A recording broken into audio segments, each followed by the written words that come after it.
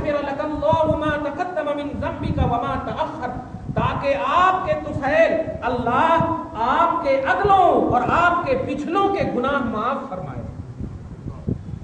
آپ کے صدقے میں اللہ آپ کے اگلوں اور آپ کے پچھلوں دونوں کے گناہ کو معاف کر دے. دنیا کی جتنی بھی مخلوقات ہے سب کی مغفرت نبی کے طفیل. یہ دو آیت ہوئی. اچھا نہیں، دو آیت نہیں، اسی آیت وَيُتِمَّ نِعْمَتَهُ عَلَيْكَ، اور یہ کیوں کر رہا ہے؟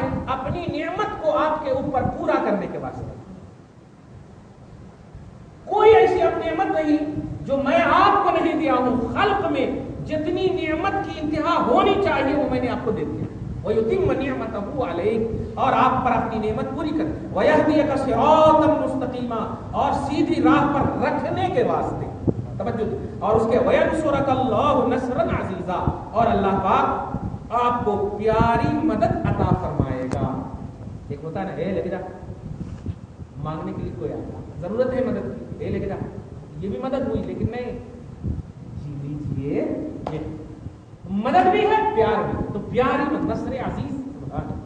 تو یہ تین آیت جب اتری، اب جب یہ رسول اللہ نے اپوزیشن کے سامنے پیش کیا، یہ تو وہی ہو گیا نا، ارے پہلے جو سوچا تھا وہی ہو گیا نا، اب تو رسول اللہ کو معلوم ہو گیا ان کے ساتھ کیا ہونے والا ہے. تو اپوزیشن پر تو تاثر نہیں ہوا، اپنوں پر زیادہ اثر ہوا. خصوصیت کے ساتھ علامہ ابن جوزی بڑے جلال القدر ہیں، محدث بڑے مشہور ہیں، تمام مکتب فقہ میں یہ بھی مقبول ہے. ان کی کتاب الناسخ والمنسوخ لاحکام القرآن، یہ کتاب توجہ دیجیے.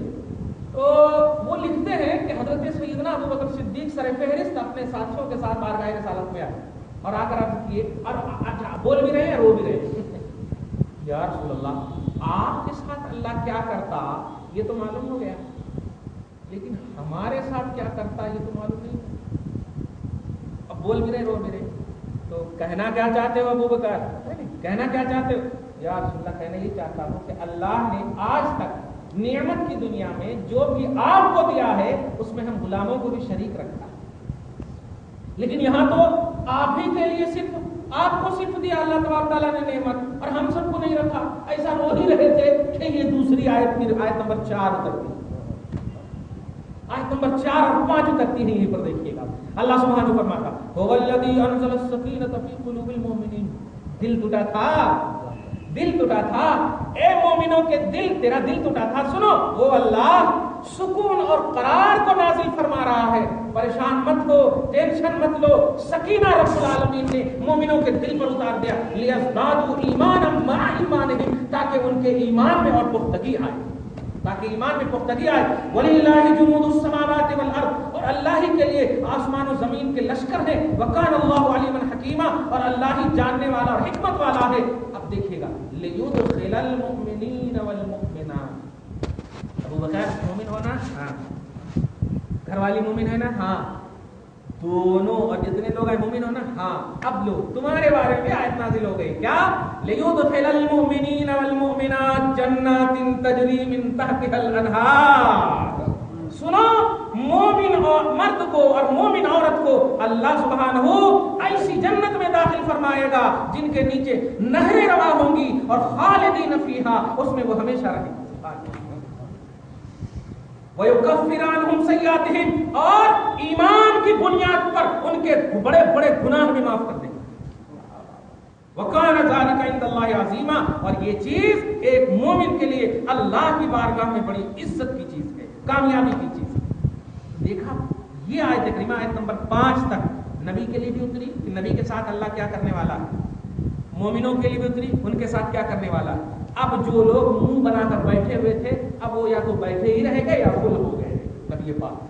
اب بتائیے وہ آیت کریمہ کو اگر امت کا کوئی بھی طبقہ آیت کریمہ پر اگر کہے، سورہ احقاف میں آیت نمبر 9 میں اللہ سبحانہ فرماتا ہے کہ نہ نبی کو کچھ معلوم ہے کہ ان کے ساتھ کیا ہونا ہے، اور نہ تمہارے بارے میں معلوم ہے کہ ان کے ساتھ کیا ہونا ہے. قرآن کہہ رہا ہے میں تو نہیں بول رہا ہوں، ایسا بول رہے لوگ. اب پریشان ہو جائے، ارے تو قرآن میں یہ پریشانی کی وجہ زندگی بھر تک یاد رکھے گا، نہیں یہ ان 500 آیتوں میں نہیں ہے بلکہ وہ 6166 آیتوں میں سے ہے. سمجھ گیا؟ یہ 500 آیتوں میں ہے، کیونکہ جو آیت پہلے اترتی ہے اس کے رد میں، اس کے خلاف، اس تائید میں نہیں تردید میں اگر اترتی ہے کوئی آیت تو اس آیت کی تلاوت تو باقی رہے گی، تلاوت باقی رہے گی، احکام اس سے نہیں نکلے گی۔ اب احکام یہ نکلے گا، رسول پاک کو فتح مبین کا مصداق امت دیکھنا چاہتی تھی، دکھ گیا، فتح مکہ دکھا، حنین، غزوہ احد دیکھا، سب دکھ گیا، تو دیکھ لیا رسول پاک۔ حضرت عائشہ کو کئی مرتبہ پوچھا، یا رسول اللہ آپ اتنی نماز پڑھتے ہیں، حالانکہ ان کے پوچھنے کا کچھ اور مقصد ہوتا، لیکن سنیے امت میں کیا فقہی مسئلہ دے رہی ہے، آپ اتنی نماز پڑھتے ہیں، آپ کی تو ایک دعا کے وسیلے سے امت کی ساری بخشش ہو جائے گی، ساری امت کی بخشش ہو جائے گی، آپ کس لیے پڑھتے ہیں؟ جواب دیتے ہیں میں اسی لیے تو پڑھتا ہوں کہ اللہ پاک کا شکر ادا کروں، میری وجہ سے مولا میری امت کو بخش رہا ہے، میں اسی وجہ سے افلا اکون عبدا شکورا، کیا میں عبد شکور اللہ کی بارگاہ کا شکر گزار بندہ نہ بنوں؟ میں اسی لیے، اس کو دوسرے طرح سے لوگ بولتے ہیں شکر گزار نہیں، وہ نتیجہ بتانا چاہ رہے ہیں مصطفیٰ، اور مطلب پریزنٹلی پہلو نہیں بتا رہے، نتیجہ بتا رہے ہیں، کیا میں اللہ کے شکر گزار بندوں میں شامل نہ رہوں؟ یہ مطلب ہے کہ مجھے مولا نے میری وجہ سے میری امت کو بخش دیا۔ تو دیکھا آپ نے، تو نبی پاک کے غلاموں کو بھی مستحق جنت، نبی کو بھی ان کے حوالے سے ان کا کیا ہونا ہے معلوم ہو گیا۔ تو اب اس آیت کریمہ میں مجھے معلوم نہیں کہ میرے ساتھ کیا ہوگا اور تیرے ساتھ کیا ہوگا، اب اس آیت کریمہ کو اور اس آیت کریمہ کو ٹیلی کریں گے تو عربی میں اس کو بولتے ہیں تعارض، تا عین الف را زا، تعارض یعنی دونوں آیتوں میں ٹکراؤ، اور ٹکراؤ کی صورت یہی ہے کہ اب آپ کو دیکھنا ہے کہ 500 آیتوں کے انڈیکس کیا ہے اور ان کے علاوہ کیا ہے۔ اگر اس انڈیکس میں یہ آیت نظر آ رہی ہے تب جا کر کے آپ آرام سے محمول کر لیے، نہیں آ رہی ہے تو ان کو منسوخ میں رکھے اور اس کو محکم ہو گیا، ایک دم آسان سے۔ تو یہ ہے ایک مثال دی میں نے، اور بھی بہت ساری آیتیں ایسی ہیں۔ کہنا یہ ہے کہ 500 آیتوں کو مسائل کا محور منبع سمجھا گیا اور اسی سے مسائل نکلے ہیں، اور ان کے علاوہ جو ہے یہ آیتیں متشابہات ہیں۔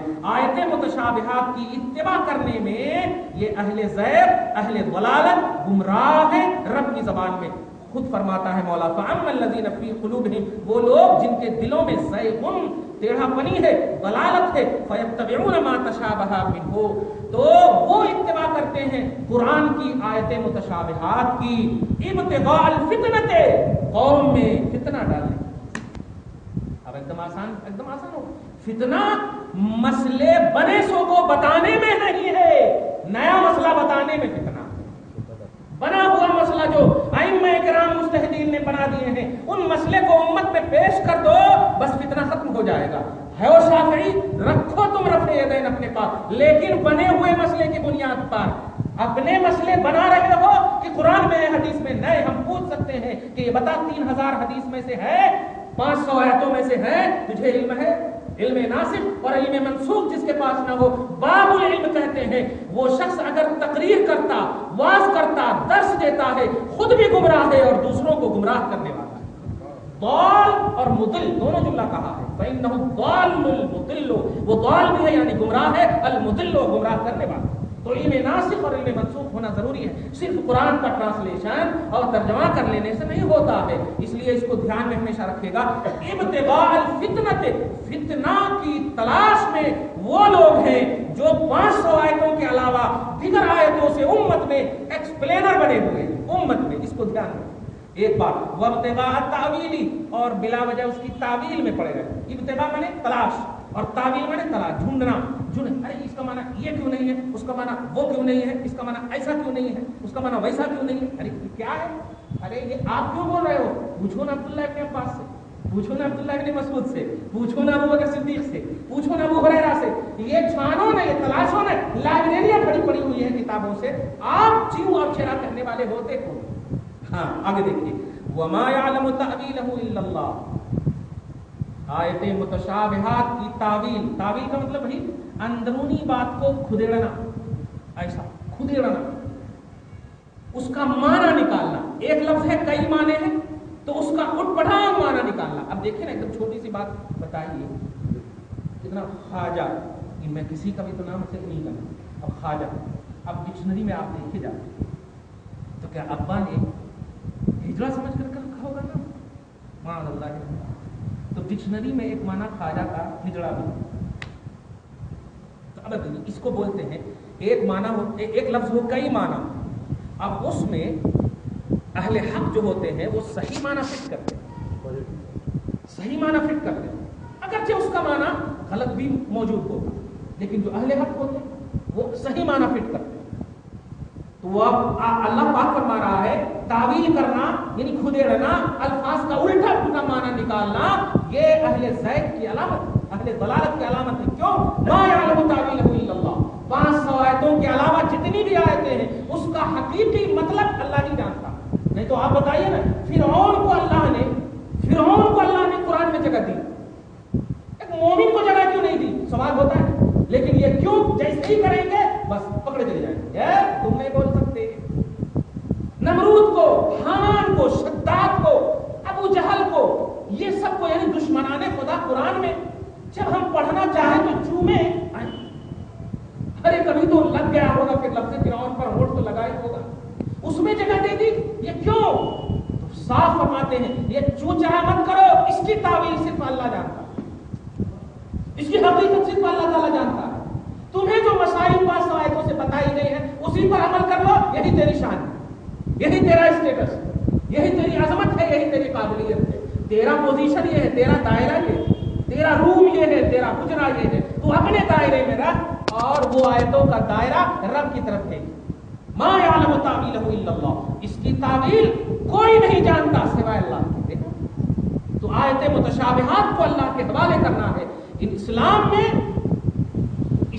میں آپ کے ذہنی خلجان کا حل ہونا چاہیے، ذہنی خلش نہیں ہونی چاہیے۔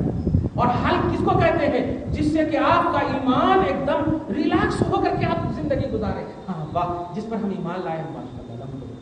ورنہ پوجنے والے سے زیادہ پوجے جانے والے نظر آ رہے ہیں۔ ایک مندر میں جائیے تو 70 مورتیاں نظر آ رہی ہیں، کس گاڈ کو وہ پوج رہے ہیں، کون ہے ان کی مدد کرنے والا؟ دیکھ رہے ہیں یہ چھوٹے یہ بڑے ہیں یہ کیا ہے، لیکن ایک اللہ کو پوجتے ہیں آپ، الحمدللہ کمانڈ ہے۔ تو ایک اللہ پہ اگر ایمان میں چلا مل رہا، زیادتی مل رہی ہے تو سمجھیے ہاں واقعی آپ اہل حق ہے، اہل ایمان۔ آگے اللہ فرماتا ہے والراسخون فی العلم، جملے پہ عوام کو بھی نہیں رکھا یہاں پہ، والراسخون فی العلم، اور علم میں جو ٹھوس ہوتے ہیں، راسخ فی العلم ہوتے ہیں۔ تفسیر ابن عباس کے حوالے سے بتاؤں، علماء ربانیین جو ہوتے ہیں، قرآن کا جو آل علم ہوتا ہے جن کو، تو وہ اہل علم جو ہے کیا کہتے ہیں؟ یقولون آمنا بہ، ہم آیت متشابہات پر ایمان لائے، کل من عند ربنا، کہ یہ سب آیتیں اللہ کی طرف سے ہے اور ہم نہیں ان کا معنی جانتے۔ دیکھا؟ تو نہ جاننا یہی سب سے بڑا علم ہے، نہ جاننا ہی علم ہے۔ حضرت علی نے تو صاف واضح کر دیا ہے، کوئی شخص نہ جانتا ہو اور امت اگر مسئلہ پوچھ لے تو وہ یہ صاف کہہ دے کہ میں نہیں جانتا، یہی علم ہے اس کا، یہی علم ہے اس کا۔ اور انسلٹی اور اپنی بے عزتی کو مطلب سامنے رکھ کر اگر کچھ الٹا مسئلہ بتا دیا تو گیا تھا اسے، بول دے لا ادری میں نہیں جانتا، لا علم نہیں جانتا، لا علم لنا ہمارے پاس علم نہیں۔ تو آپ کیا کہہ رہے ہیں؟ جو راسخ فی العلم ہوتے ہیں، سر فہرست کہوں جو اجلہ صحابہ ہیں، ابو بکر خلفائے راشدین ہے، اور تابعین میں جو ائمہ اربعہ کو لے لیجیے، محدثین میں صحاح ستہ کے حاملین کو لیجیے، یہ سب راسخین فی العلم حضرات جو ہیں، یہ سب کیا کہتے ہیں؟ کل من عند ربنا، یہ سب اللہ کی طرف سے۔ یہ نہیں بولتے اللہ فرما رہا، یہ بولتے ہیں کہ یہ اللہ کی طرف سے ہے، تم اس میں نقطہ پڑھو، یہ بولتے ہیں یہ حضرات۔ کوئی اگر پوچھ لے ارے ہاں اس کا مطلب وہی ہے جو آپ سمجھ لیں، ایسا نہیں ہوتا، خبردار خبردار۔ تو آیت متشابہات اور آیت محکمات، یہ دو بات ضرور ذہن میں رکھیے گا، اور کبھی ٹینشن ہو قرآن اور حدیث کے حوالے سے، اللہ اور رسول کے حوالے سے، اولیاء اور بزرگوں کے حوالے سے، تو سمجھ جائیے کہ آپ جو ہے آیت متشابہات میں پڑ گئے۔ ٹینشن اور کبھی اگر دل خوش ہو جائے ان تمام توحید اور رسالت کی دنیا میں، ایمان مفصل ایمان مجمل کی دنیا میں، سمجھ جائیے کہ آپ اہل محکم ہیں، محکم آیتیں ہیں آپ کے پاس، الحمدللہ۔ اس کو دھیان رکھو، وما یذکر الا اولو الالباب، اور سنو اس تصور سے آیت محکم پر کیسے کیا کرنا اور آیت متشابہات پر کیا کرنا، ان دونوں پہلو پر جو سمجھنے اور نصیحت کی صلاحیت رکھتے ہیں انہی کو اللہ پاک اولو الالباب یعنی عقل مند کہہ رہا ہے۔ आयत मुहकम से मसले निकले सो है उस पर अमल करना और आयत मुतशाबिहात पर ईमान रखना, ये अक्ल वालों का काम है। और रब कह रहा, आप हम कहेंगे बहुत अक्लमंद, ये हमें बोल दिए तो वो होता, लेकिन रब जिसे अक्लमंद कह दे वो दो है।